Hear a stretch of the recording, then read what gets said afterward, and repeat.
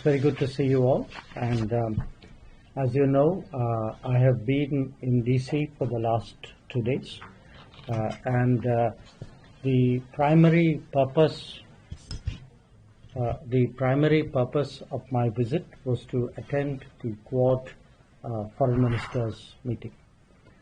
And I obviously, in addition to the meeting itself, I met bilaterally with my counterparts, Secretary Rubio, Foreign Minister Penny Wong, and Foreign Minister Takeshi Iwaya. I also had separate meetings with the Secretary of Defense, Pete Hegseth, and with the Secretary of Energy, Chris Wright, yesterday.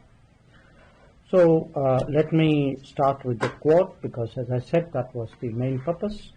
Now, the meeting which we had was a much longer and a much more detailed one than we had in January, which actually happened to be the first day that Secretary Rubio had taken office. And all the Quad ministers, I think we all agreed strongly that our goal in the Quad was to strengthen strategic stability in the Indo-Pacific. And this meeting, the discussions were largely devoted to enhancing delivery on various initiatives and projects. As is the practice on such occasions, we had a very open, very freewheeling discussion on regional issues of the Indo-Pacific. A lot of that was a granular analysis of different situations, different issues of the Indo-Pacific itself. But again, in the light of recent developments, it is natural that we also spend some time discussing the Israel-Iran conflict, also what the U.S. had done in Iran. Now, while our meeting was taking place, there was in parallel a Quad business roundtable on critical minerals, and there were companies from all the 4 Quad countries which were present at that roundtable. Now, in terms of Quad, I mean, of course, in its current incarnation, it's been there since 2017. It has grown steadily. All of you are aware of it. But I just want to flag some recent developments, because people often ask, saying, okay, how is it deepening? How is it progressing? So let me highlight some of them. One, we launched the Quad Critical Minerals Initiative, and this would be focused particularly on the mineral recovery, which is very important for all of us. Second, there's the Quad Indo-Pacific Logistics Network. That was launched earlier in the year, and we decided it will hold its field training exercise, first field training exercise, fairly soon. It had held its tabletop exercise in May. Then there is the Quad at Sea Ship Observer Mission. This involves our Coast Guards, and that's recently launched from Palau to Guam. So we recognize that as an important step in Coast Guard cooperation. Then there is a maritime legal dialogue at the expert level, which will be held in India, right? It's virtual, sir. It's virtual, okay, later this month. Then we took some steps to expand the Indo-Pacific Partnership on Maritime Domain Awareness through our Gurugram Fusion Center. Also a Maitri workshop, which will allow us to assess capability gaps and build maritime capacity. There will be a Quad Ports of the Future Partnership Conference, which will focus on resilient ports and shipbuilding. And of course, a Quad partnership on cable connectivity and resilience. It will hold a conference on undersea cables. So as you can see, I mean, the Quad members are all, fundamentally maritime nations. A lot of what brings us together, the Indo-Pacific, is the maritime facet of our capabilities, and most of what you can see as steps of advancement are in the maritime area. Now, from this meeting, if I have 3 or 4 takeaways, I would say one, quite clearly, because as I said, this was the really detailed Quad meeting we were doing under Trump 2.0 administration. There was a very clear affirmation of the deepening commitment of all members to the Quad. Second, this goal of strategic stability that I spoke about, obviously it's expressed through various initiatives and cooperative endeavors. And what that essentially means is we are discussing how do we build our own capabilities and those of others through cooperation, and how do we mitigate vulnerabilities. That if there are vulnerabilities of various kinds for various nations, over-dependence or reliance, over-reliance in a way, then what is it we can do with each other to address those gaps and make that less of a problem. The Quad architecture has been, because Quad has grown in the last 8 years in a sort of very organic fashion. So every time there's a meeting, there are new ideas, something is set up, there's a discussion, some project is done, some new cooperation is started. So the feeling was, look, it's got a bit messy, so let's streamline it into 4 clear streams. And those 4 clear streams were maritime and transnational security, economic prosperity and security, critical and emerging technologies, and humanitarian assistance and I think emergency response. We also expect to hold the Quad Summit in India later this year, and we had a useful discussion about preparing for that. There was, we tabled some ideas, so did others. We had a discussion. Obviously, those ideas have to take form before I'm in a position to share that with you. So that was, the sum and substance of what happened on the Quad side. In terms of my bilateral meetings, I had a good session with Secretary Rubio, and we essentially did a stock taking of the last 6 months, and what do we do to go, look ahead. And this included a discussion on trade and investment, on technology, on defense and security, on energy, and on mobility. Now, defense and energy are 2 subjects where, particularly with the US, I think they're substantive enough to warrant a separate meeting with their secretaries, which is why I had a meeting with Secretary Hexet and with Secretary Pratt.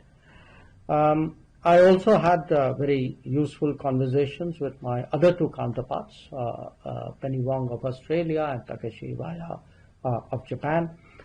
In both cases, obviously, whatever are the particular bilateral issues in those relationships were the subject of our discussions. We talked about visits which were due on either side, preparing for the meetings of our Prime Minister, which are also impending. So overall, I would say, for me, it was a very productive day yesterday, and in terms of the evolution of Quad, I think it was again a step forward. Not just, I would say, in terms of a sort of another meeting of the Quad, but in many ways it was a sort of a house cleaning and a way of making it more efficient. There was we were self-auditing ourselves and saying, okay, how do we deliver better? How do we make it more efficient? So that's the spirit really in which we approached this particular meeting. So that's what I had to share with you. I'd be very happy to respond to any questions that you may have. Please do introduce yourself before. Foreign Minister, thank you. Jaishankar with the Hindustan Times. So could you tell us a little bit about the substance of the Quad's discussions on the Pahalgam terrorist attacks as well as the operations include what was said to you by your counterparts from the other Quad ministers? Well, we had you saw that it was something which I spoke about publicly in my remarks. It's also reflected in the joint statement of the Quad Foreign Ministers meeting. And essentially, with each of my counterparts, I had shared with them this sense that look, the nature of the terrorist challenge, the fact that we have confronted it really over multiple decades, and that we are very resolved today to respond to it very firmly, and that we have the right to defend ourselves. I think that's something which not just Quad partners, but I think many other countries. I was in Europe.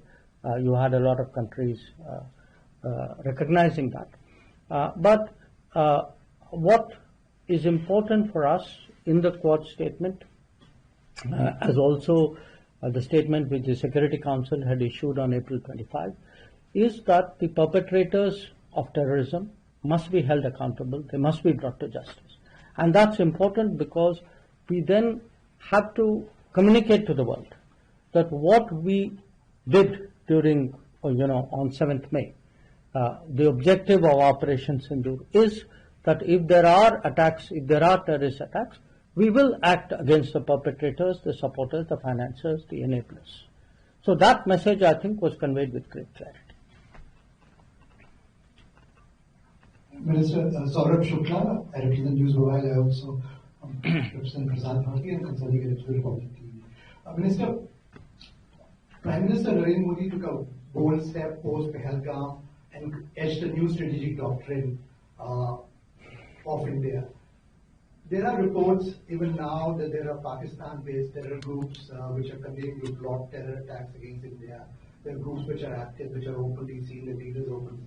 What happens if there is another terror attack on India which is directed from Pakistan or financed by Pakistan? Look, nobody is going to answer that in the hypothetical manner in which you posed it. I think what we have to what we have communicated very clearly is we mean it when we say there is zero tolerance for terrorism. Now, and we also, if you look back at Prime Minister's address to the nation after the cessation of firing on 10th of May, there were some very clear messages which came out of that.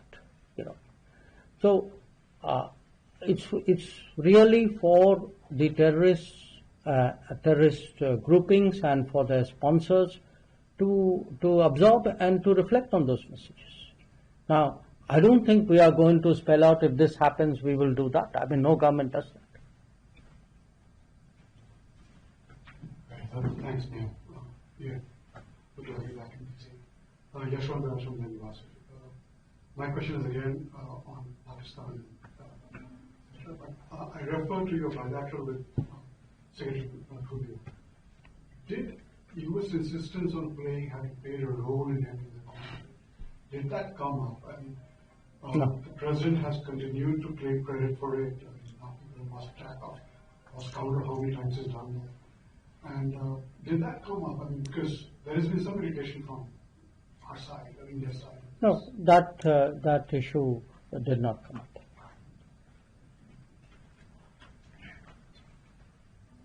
Thank you for. It's working. Hello. It's okay? Yeah. Thank you, Foreign Minister. This is Vishnu from South Asian Herald. How do you assess the overall impact of the recent armed party delegations that returned to India, and have they contributed meaningfully in shaping global consensus on India's policy on zero tolerance and to defend its people against terrorism? And the second one regarding Quad, you mentioned yesterday that Quad has made substantial progress in areas such as maritime cooperation, logistics, education, and political coordination. Are there still any outstanding issues or concerns that India is currently discussing with its Quad partners ahead of the New Delhi summit? Thank you. Well, I have spoken about the all-party delegations in India, and let me again reaffirm that we have, we very much value and appreciate what they did. I think when I look at the engagements they had, the conversations, the impact that they had, it's very good for a country. It really serves our national interest when you have a broad-based set of people who speak with one voice abroad. It conveys a strong message of national unity. It underlines a certain seriousness about responding to terrorism. As a democracy, I think it does, in many ways, does credit to us that you have leaders. I mean, whether you talk of Shashi Tharoor or whether you talk of Supriya Sule or Kanimari Ji, or I can give you the list, or indeed leaders from the ruling party, Ravi Shankar Prasad Ji or Jay Panda, Sanjay Jha, who's part of the NDA coalition, or Shinde. Look, all of them, and again, if you look at the members, you had a diversity of people, and you had many people again who have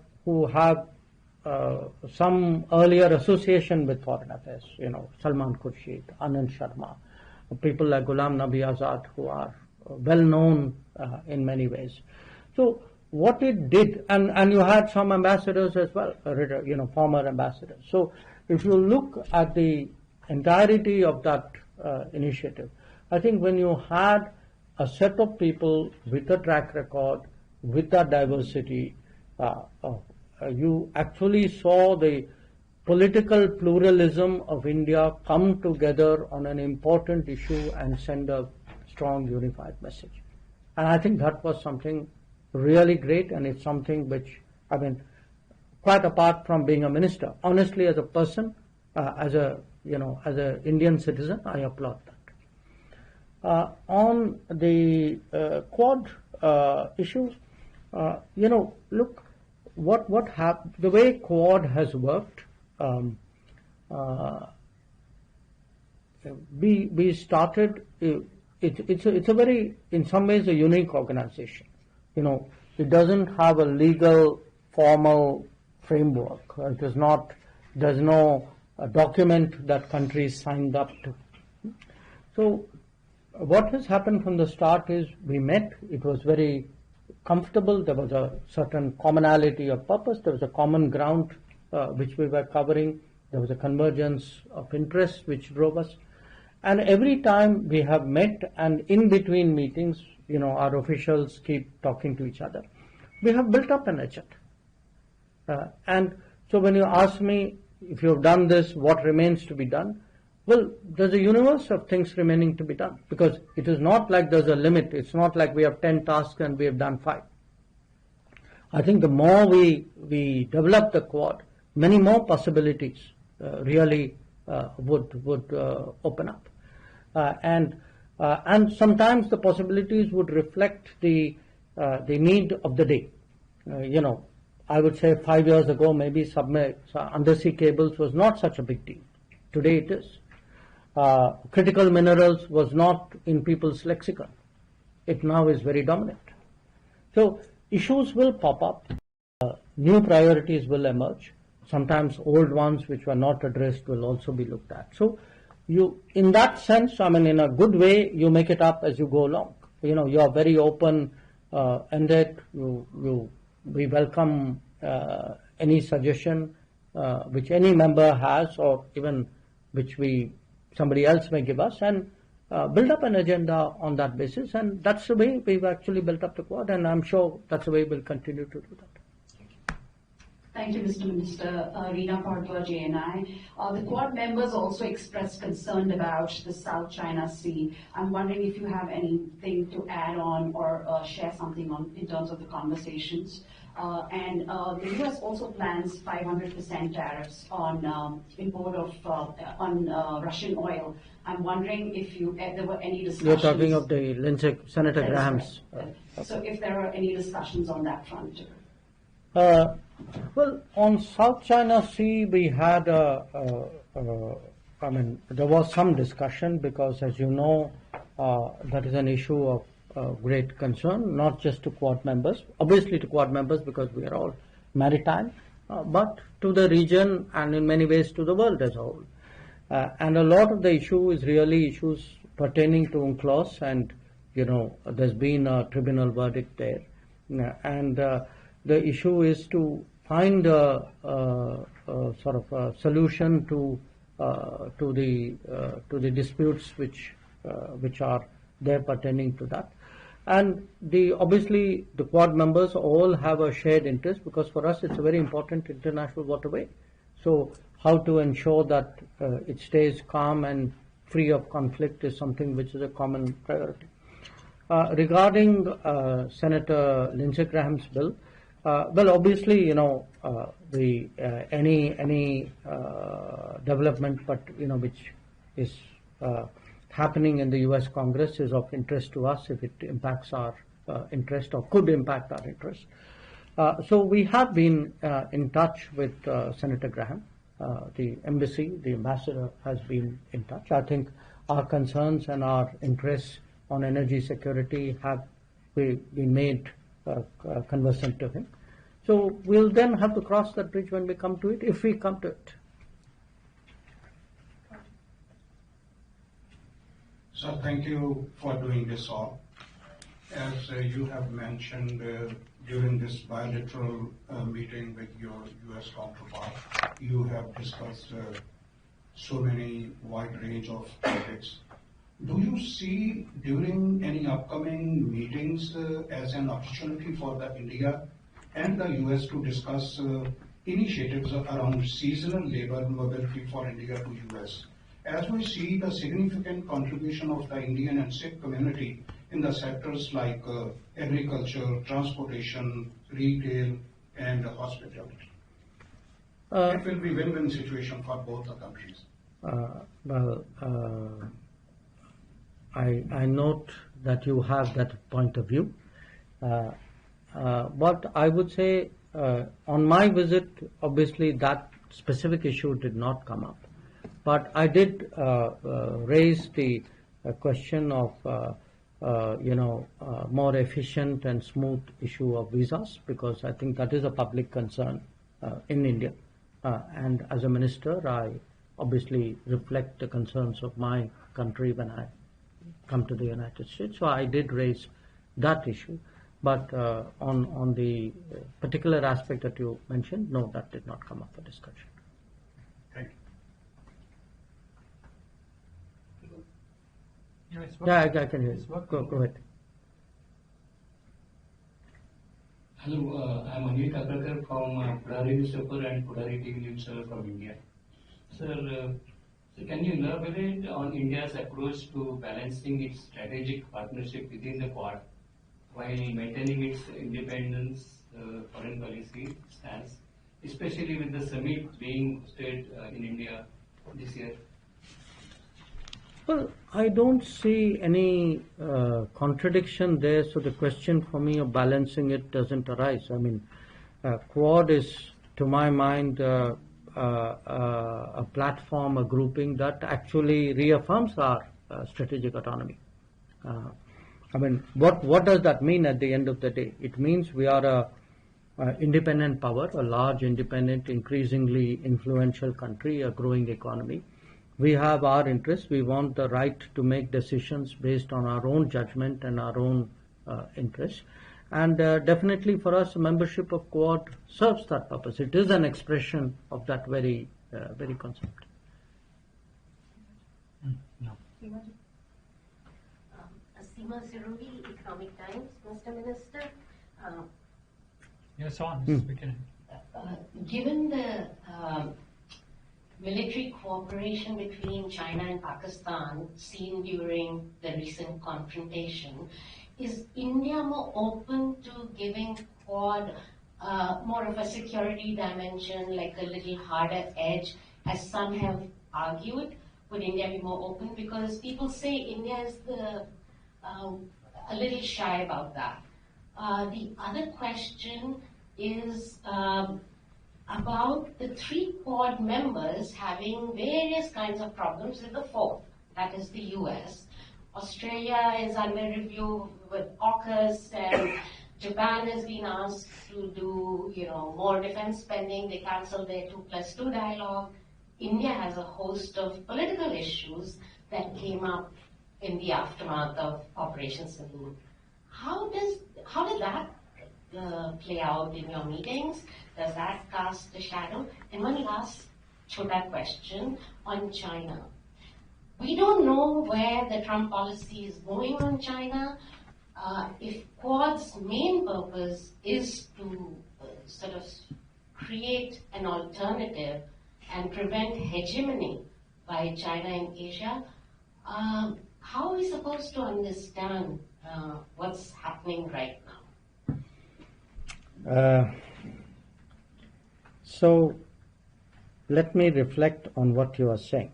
You are saying on the one hand, people among the Quad, there are issues among the partners, and then you are saying, so therefore, are you going to do more with the United States, though you have more problems? Seems to, the way you put it, which I don't agree with. So just may want to reflect on that. So here's my point. Look, first of all, anything which happens between China and Pakistan, I don't see that as frankly shaping our Quad decision making. You talk about people say a lot of things. It's a free world, almost. I can only say what is our thinking, which is that for us, Quad serves a purpose, that by working with these three partners, we actually advance our national interests and a collective good in the Indo-Pacific. As I said, we strengthen strategic stability in the Indo-Pacific. So when you speak about, issues between countries, you mentioned US and China. Well, I think if we are strengthening strategic stability in the Indo-Pacific, that in some ways perhaps even deals with the concern that you have. So look, in a world which is more uncertain, which is more volatile, more unpredictable, anything which is a factor of stability, predictability, anything which adds to the stable side of the ledger, I think is welcome. And Quad is very much a platform that contributes to that. Whether among the Quad partners there are issues or not, when you have relationships, what happens between the rest of them is not my business, it's for them. I can only speak for myself. When you have big relationships with countries, the relationships will not be free of issues. I think the strength of a relationship is not its freedom from problems. It is the ability to address those problems and then keep that trend going positively. And I would, definitely make the case with the United States that has been so, that over successive administrations, and it's not like we've not had problems with the earlier ones, but we have been constantly able to address those issues and move forward.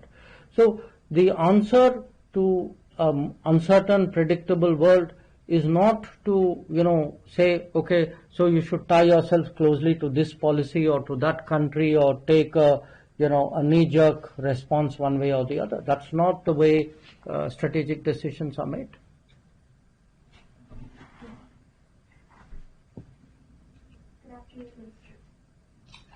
Two questions. Given India's growing role as a net security provider in the Indo-Pacific, how does the Quad envisage strengthening the regional security architecture in ways that complement ASEAN's centrality while reinforcing international law, particularly UN Convention on the Law of the Sea? And secondly, India has emphasized the importance of elevating the voice of the Global South within global governance frameworks.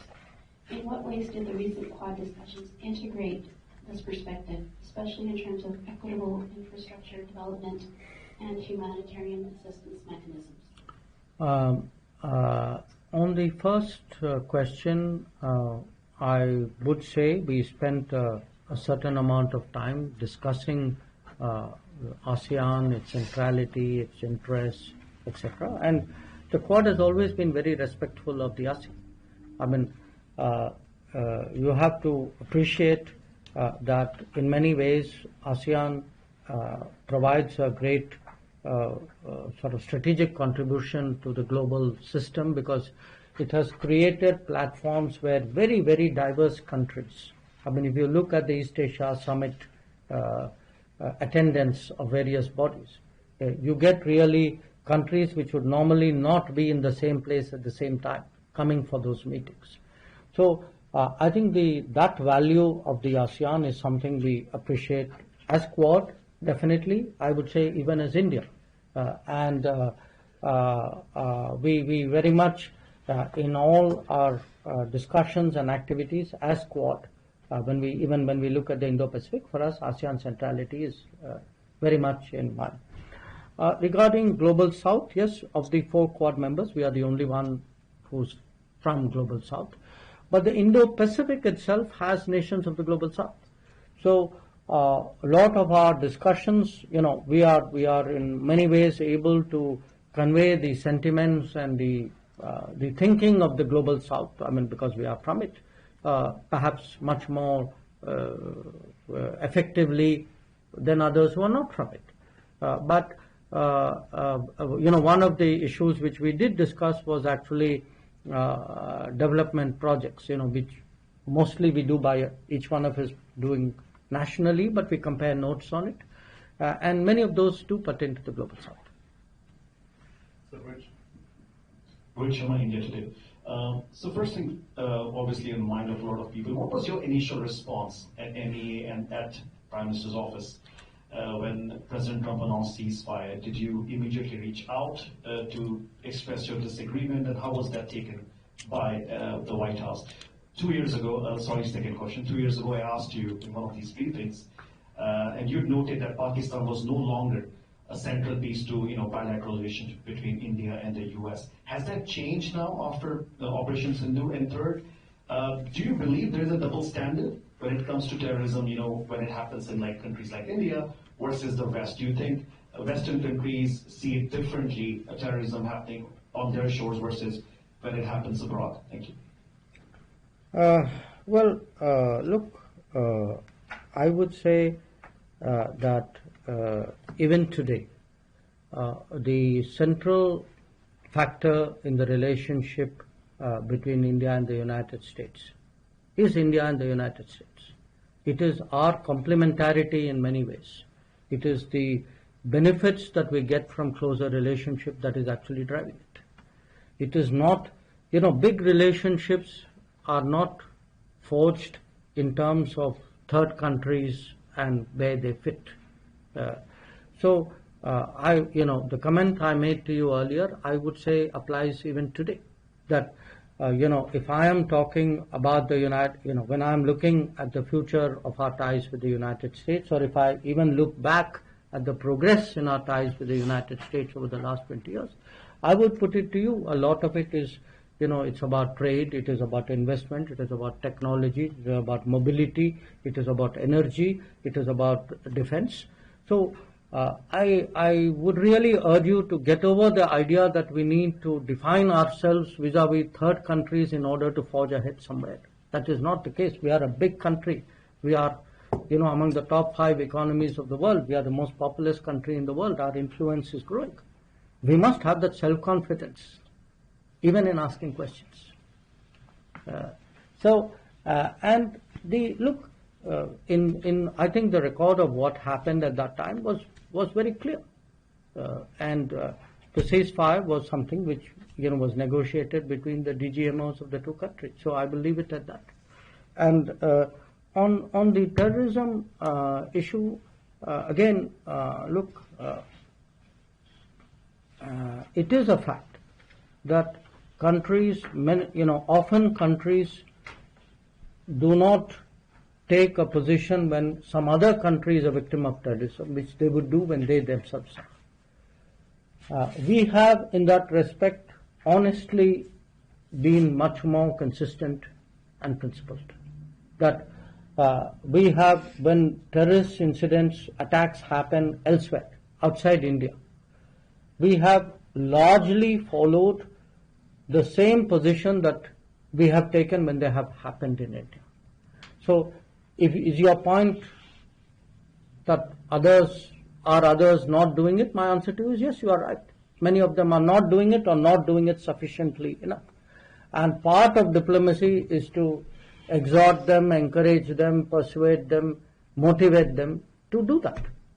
And which is why it's important to speak up, and which is why it's important to carry them with us to the best possible degree.